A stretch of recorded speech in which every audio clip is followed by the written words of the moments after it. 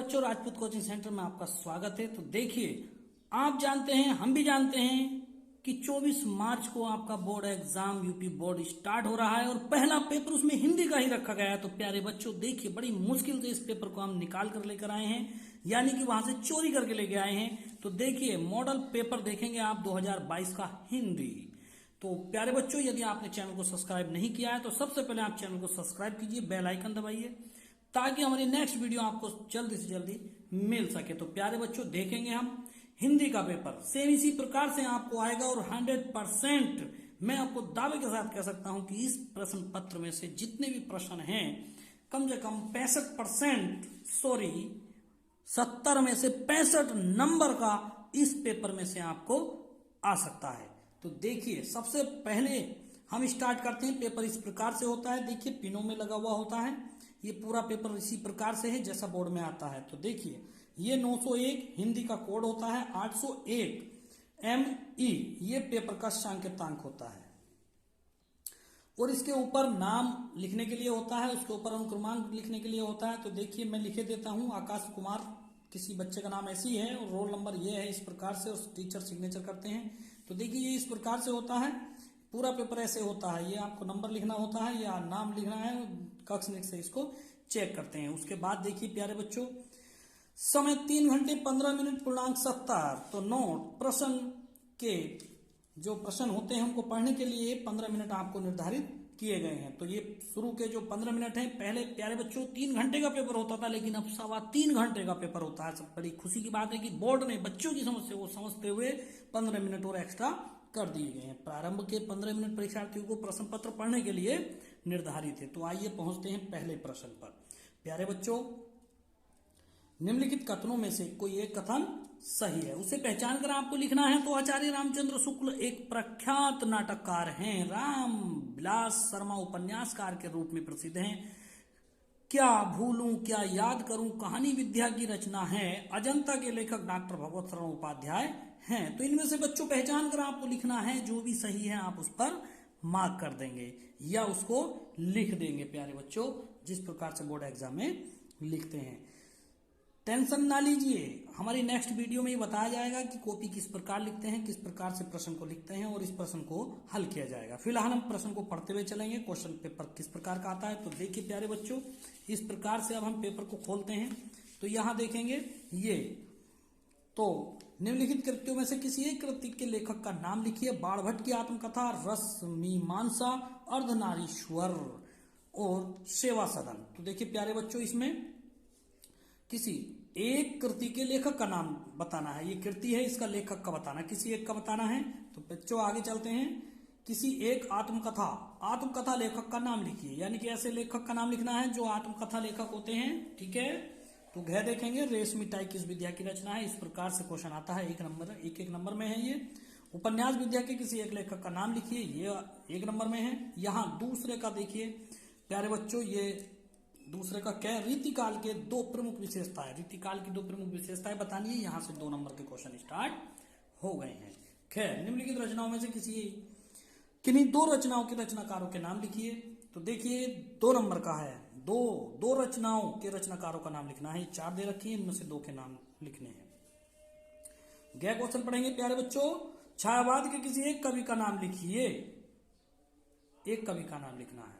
बच्चों सबसे पहले सब्सक्राइब कीजिए, तभी मैं आगे पढ़ाऊंगा। अच्छा, सब्सक्राइब कर दिया आपने, तो चलिए अब मैं आगे चलता हूं। ये जो है अभी वही पेज, तीसरे पेज पे हम आ चुके हैं। तो देखिए, निम्नलिखित गद्यांशों में से किसी एक के नीचे दिए गए प्रश्नों के उत्तर दीजिए। अच्छा, ये गद्यांश होता है, देखिए पूरा गद्यांश जो आप गद में पढ़ते हैं उसमें से उसका पूरा एक गद्यांश आ चुका है। इसमें से आपको क्वेश्चन छांट के लिखने हैं। तो देखिए, उपयुक्त गद्यांश का संदर्भ लिखना है। तो प्यारे बच्चों, संदर्भ यानी कि किस प्रकार से लिखते हैं। प्रस्तुत गद्यांश हमारी पाठ्य पुस्तक इतने गद से लिया गया है, तो इसकी रचयिता ये है। ठीक है, रेखांकित अंश की व्याख्या करनी है। देखिए, रेखांकित अंक ये जो होते हैं इनकी व्याख्या करनी होती है। यह एक नैतिक और आध्यात्मिक स्रोत है जो अनंत काल में प्रत्यक्ष, इस प्रकार से ये जो है इसका जो रेखांकित है इनका अर्थ लिखना है। तो आइए बच्चों, दूसरे में, हमें अमरत्व का याद दिलाकर किसने हमारे मृत प्राय शरीर में प्राण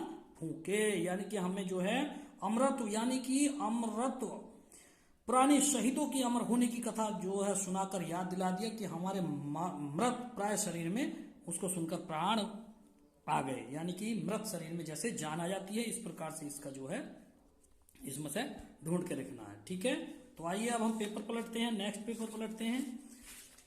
ये देखिए, और हाँ पीछे बैक करेंगे। ये कितने नंबर का होता है? 2 और 2 4 और 2 6 नंबर का। प्यारे बच्चों, ये 6 नंबर का क्वेश्चन होता है, यानी कि ये 2-2 नंबर के क्वेश्चन होते हैं। तो आइए अब हम पलटते हैं इसको। यहां देखेंगे, ईर्ष्या से बचने का उपाय मानसिक ये ख है, यानी कि 2 दे रखे थे, पीछे देख लीजिए ये क है। ठीक है, निम्न में से किसी एक, यानी कि एक हमें एक का देना है, तो ये क है और ये ख है, यानी कि दोनों में से एक को करना है। तो ये देखिए प्यारे बच्चों, यहां से इसमें भी इसी प्रकार से है। उपयुक्त गद्यांश का संदर्भ लिखिए, रेखांकित अंश की व्याख्या कीजिए, ईर्ष्या से बचने का उपाय क्या है। तो ये गद्य कंप्लीट हुआ है। क्वेश्चन 4 देखेंगे प्यारे बच्चों। निम्नलिखित पद्यांशों में से किसी एक का, देखिए पहले गद्य था, अब पद्यांश है, उसी प्रकार से। ठीक है, कै दे रखा है और ये ख दे रखा है। ऐसी इनके जो है इसमें से संदर्भ सहित व्याख्या करनी है तथा काव्य सौंदर्य भी स्पष्ट कीजिए। अब पद आया है तो इसकी व्याख्या करनी है, संदर्भ सहित इसकी व्याख्या करनी है, यानी कि अर्थ लिखना है। संदर्भ भी लिखना है, प्रसंग भी लिखना है और इसका अर्थ भी लिखना है। तो ये भी 6 नंबर में है प्यारे बच्चों। तो आइए देखिए, ये पूरा है, मोस्ट क्वेश्चन है ये, मोस्ट। तो आइए इधर देखेंगे। खैर, अतुलनीय जिनके प्रताप का साक्षी है प्रत्यक्ष दिवाकर, घूम घूम कर देख चुका है जिनकी निर्मल कीर्ति निशाकर। बड़ा ही इंटरेस्ट क्वेश्चन है प्यारे बच्चों, ये मोस्ट क्वेश्चन है। तो आइए इसका जो है अर्थ आपको लिखना है, प्रसंग सहित, संदर्भ सहित, इसका ये कौन से पाठ से लिया गया है, ये पद्यांश कौन से पाठ का है, इसके रचयिता कौन है, ये आपको मैं नेक्स्ट वीडियो में आपको बताऊंगा। तो प्यारे बच्चों 5 का क्या स्टार्ट हो गया है। देखिए, गद्य हो गया, पद हो गया और कृतियां हो गई, रचनाएं हो गई, लेखक हो गए, सब हो गए। 5वें क्वेश्चन में आप क्या करते हैं, बारी आती है लेखकों के जीवन परिचय की। तो आइए अब हम देखते हैं लेखकों का जीवन परिचय किस प्रकार से इसमें पूछा गया है, कौन आया है, किसका हमें जीवन परिचय लिखना है। तो प्यारे बच्चों बड़ी सिंपल सी बात है। 5वें का क्या देखेंगे, निम्नलिखित लेखकों में से किसी एक लेखक का जीवन परिचय दीजिए एवं उनकी किसी एक रचना का नाम लिखिए। एक रचना लिखनी है, ज्यादा नहीं लिखनी है, आपसे बहुत कुछ नहीं मांगा है, कभी घबरा जाओ। आपको केवल एक लेखक का जीवन परिचय और एवं उसकी एक रचना का नाम लिखना है। तो देखिए, रामचंद्र शुक्ल, पद्मलाल, पुल्लालाल बख्शी, भागवत शरण उपाध्याय, इनका केवल जीवन परिचय और उसकी एक रचना का नाम लिखना है। ये 3 नंबर में है प्यारे बच्चों। ख में देखिए, तो सीधी सी बात है, पहले गद्य था, पद आ गया है।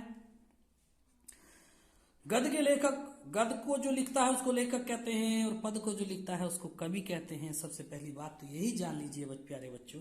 तो निम्नलिखित कवियों में से किसी एक कवि का जीवन परिचय दीजिए तथा उनकी किसी एक रचना का नाम लिखिए। सेम इसी प्रकार से है, जो कविता लिखते हैं वो कवि कहलाते हैं, जो गद्य लिखते हैं वो लेखक कहलाते हैं। किसी ने बहुत अच्छी बात कही। चलिए तो देखते हैं, आगे बढ़ते हैं प्यारे बच्चों। सूरदास, महादेवी वर्मी, सुभद्रा कुमारी चौहान, तो इसमें से किसी एक का जीवन परिचय और उसकी एक रचना का नाम लिखना है। 3 नंबर में है प्यारे बच्चों। तो आ जाइए, अभी तो बहुत कुछ रह गया है, कहाँ चले।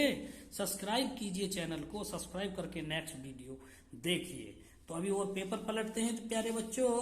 तो आइए, ये देखिए क्वेश्चन नंबर 6 आ जाती है संस्कृत, जो आपके हिंदी किताब में पीछे होती है, जिसको बोला जाता है अनिवार्य संस्कृत। तो प्यारे बच्चों, अनिवार्य तो अनिवार्य ही है, अनिवार्य संस्कृत। देखिए क्या होता है, निम्नलिखित संस्कृत गद्यांश का संदर्भ सहित हिंदी में अनुवाद कीजिए। तो घूम फिर के वही बात आती है, पहले गद्य फिर पद, अब संस्कृत आ गई। इसका भी संदर्भ लिखना है, कहने का मतलब ये जो गद्यांश है किस पाठ से लिया गया है।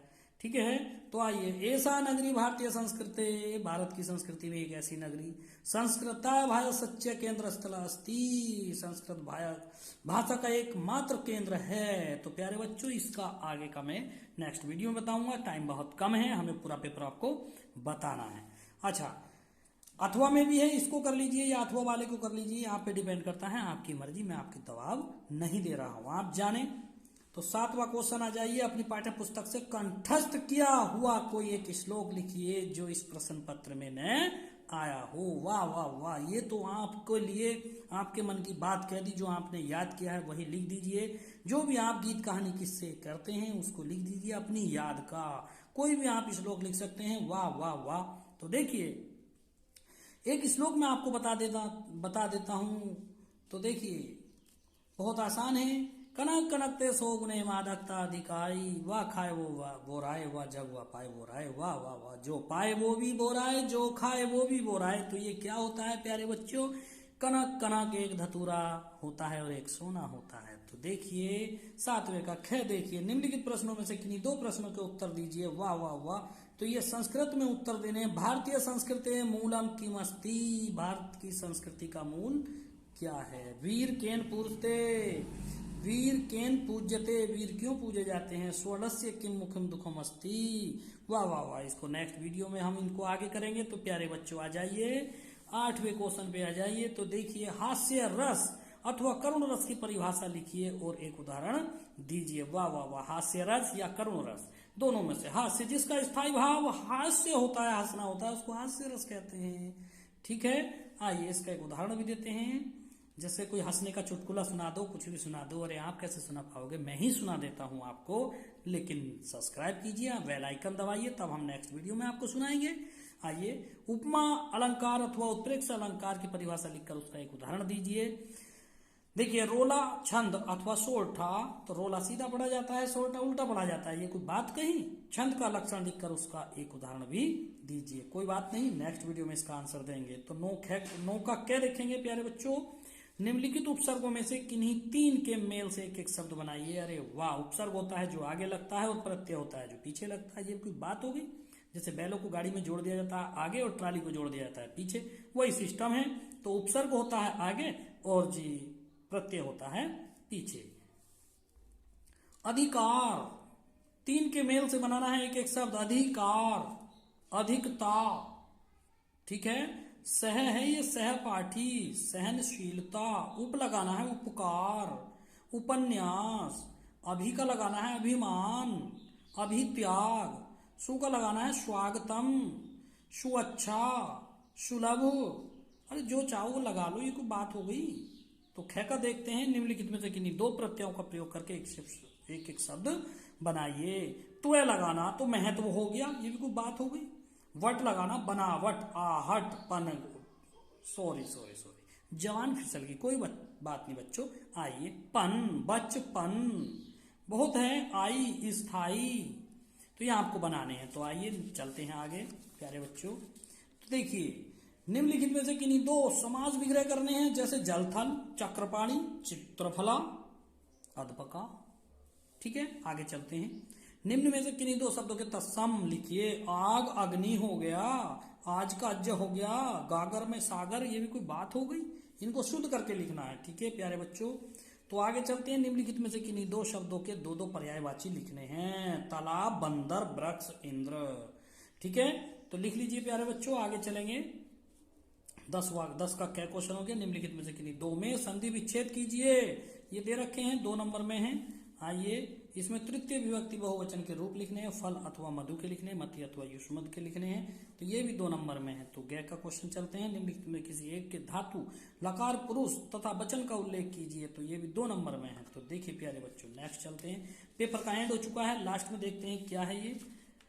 देखिए निम्नलिखित में से किन्हीं 2 वाक्यों का संस्कृत में अनुवाद करना है। 2 वाक्यों का देखिए 5 दे रखे हैं ये, ठीक है। और 2 का करना है। कितनी आसान बात है, यानी कि 5 चिड़ियों में से 1 चिड़िया 2 चिड़ियों को मारना है। तो आप तो मार ही देंगे, ये कोई बात हो गई?